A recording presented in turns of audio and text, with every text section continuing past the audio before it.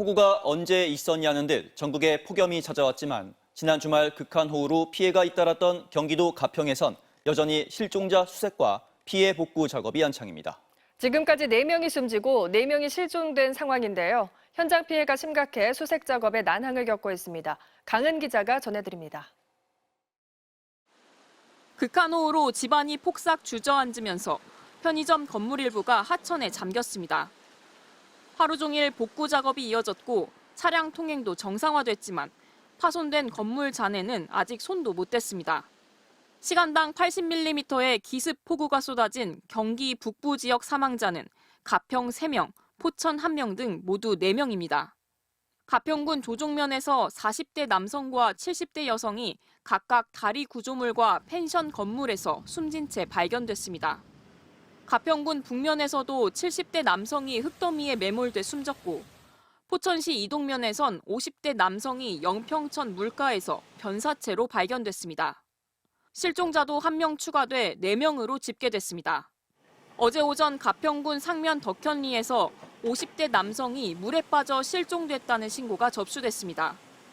가평군 조종면 마일리 캠핑장 산사태로 매몰된 일가족 중 어머니와 둘째 아들도 여전히 실종 상태입니다. 가평군 대보교 인근 낚시터에서 급류에 휩쓸린 70대 남성의 행방도 묘연합니다.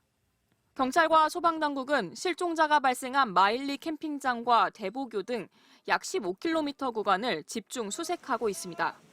탐지견과 인명구조견, 드론 등도 총동원했습니다. 하지만 이틀째 별다른 성과는 내지 못하고 있습니다. 집중호우 여파로 물과 전기, 통신이 끊긴 곳이 많은 데다 도로가 유실된 곳도 적지 않아 중장비 투입에 애를 먹었기 때문입니다. 또 가평 일대엔 30도 안팎의 폭염까지 겹치면서 수색과 복구에 이중고를 겪었습니다. 가평군은 임시 대피소 7곳을 마련하고 라면과 생수 등 구호 물품을 지급했습니다. 당국은 날이 밝는 대로 수색과 복구 작업을 재개할 계획입니다. MBC 뉴스 강은입니다. 미국과의 상호 관세 시한이 10여일 앞으로 다가왔습니다. 미국 측은 합의를 서두르진 않겠다며 상대국들을 압박했고 금리 동결 입장인 연준에 대해서도 강경한 태도를 보였습니다. 뉴욕에서 나세용 특파원입니다. 스콧 베센트 미국 재무장관은 CNBC와의 인터뷰에서 중요한 것은 합의의 질이지 합의 시점이 아니라고 말했습니다. 상호관세 부과일인 다음 달 1일까지 협상을 마치는 것보다 질 높은 합의를 만드는 데 더 큰 관심이 있다고도 했습니다. 협상 성과를 내기 위해 미국이 서두르진 않겠다는 뜻을 분명히 한 겁니다. 베센트 장관은 최대한도의 압박 수준을 유지한 채 협상 상대국들이 양보안을 가져오길 기다리겠다는 의도를 숨기지 않았습니다. 인도네시아의 예를 들어 5차례 점점 더 좋은 제안을 가져왔고 환상적인 합의를 했다고 자평했습니다. 일본의 강경한 태도를 유지하면 동맹국 정부를 불안정하게 만든다는 비판은 미국의 우선순위는 최상의 거래를 하는 것이라고 응수했습니다.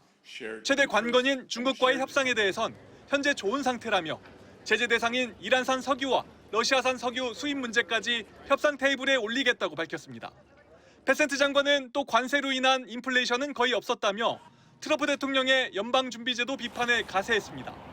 성공적으로 임무를 수행했는지 연준 전체를 점검할 필요가 있다는 겁니다.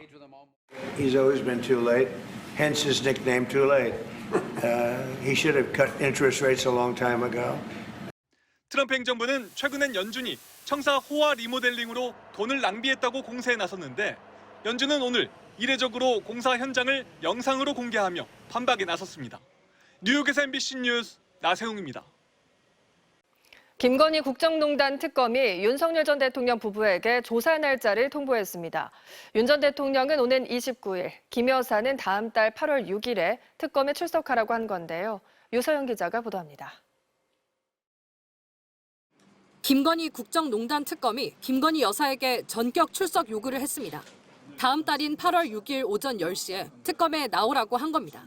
정식으로 수사를 시작한 지 19일 만입니다. 오늘 김건희 씨에 대하여도 8월 6일 수요일 오전 10시에 특검에 피의자로 출석하라는 출석 요구서를 주거지로 우편 송부하였습니다. 자본시장법 위반 혐의에 피의자 신분으로 소환된 김 여사는 도이치모터스 삼부토건 주가 조작, 건진법사 명태균 씨 관련 의혹 등을 받아왔습니다. 특검 관계자는 윤 전 대통령 부부와 따로 날짜 조율을 하진 않았다면서 조사에 응하지 않을 경우 어떻게 대처할진 그때 결정할 예정이고 추가 조사 가능성에 대해선 하루 조사로는 힘들 것으로 예상하고 있다고 했습니다. 김 여사 측은 수사에 최대한 협조할 예정이라면서도 조사받을 혐의 사실이 지나치게 많으면 방어권 보장 차원에서 특정해 줄 것을 요청할 예정이라고 했습니다. 또 병원 진료 등을 이유로 일정 조율 시도 가능성을 열어두었습니다. 지난해 7월 김 여사는 경호처가 관리하는 건물에서 비공개 조사를 받아 황제 조사 논란이 불거졌습니다.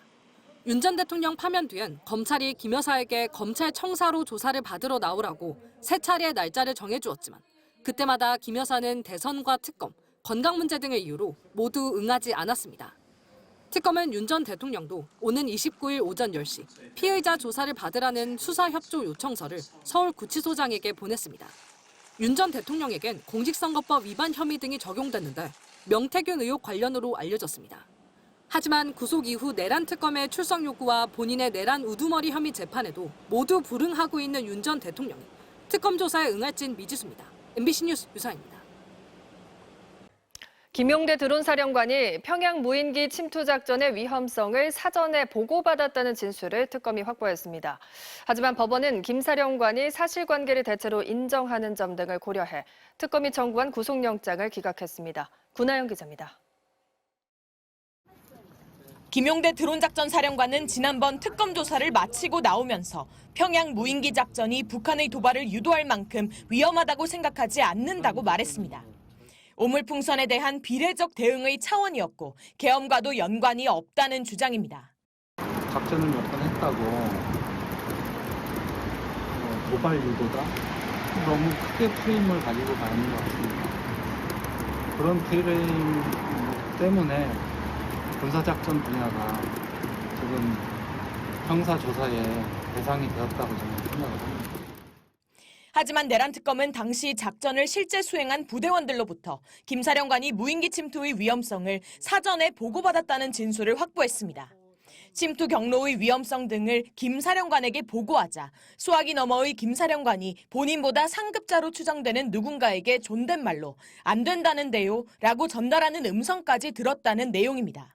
특검은 또 김 사령관이 참모진과의 충분한 논의 없이 절차를 지키지 않고 작전을 강행한 정황도 확인했습니다.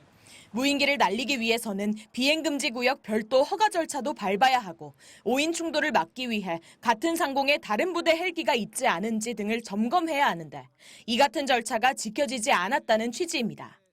드론작전 사령부의 일부 참모들은 평양 무인기 작전 자체를 작년 10월 이후 언론 보도를 통해 처음 알게 됐다고 진술한 것으로 전해졌습니다. 이 같은 정황을 토대로 특검은 대한민국의 군사상 이익을 해하는 경우에 해당하는 일반 이적죄 적용을 검토하고 있습니다. 앞서 특검팀은 김 사령관 신병을 확보하기 위해 허위 공문서 작성 혐의부터 적용해 구속영장을 청구했습니다. 일부 부대원들과 사령관의 기억이 다른 부분을 서로 이제 설명하면서 진술은 기억이 정확하게 나지 않는데 내가 그런 지시를 한 거는 같지 않다. 하지만 법원은 기본적인 증거들이 수집된 점과 김 사령관이 사실관계를 대체로 인정하는 점, 방어권이 지나치게 제한될 수 있다는 부분 등을 고려해 구속영장을 기각했습니다. MBC 뉴스 구나연입니다.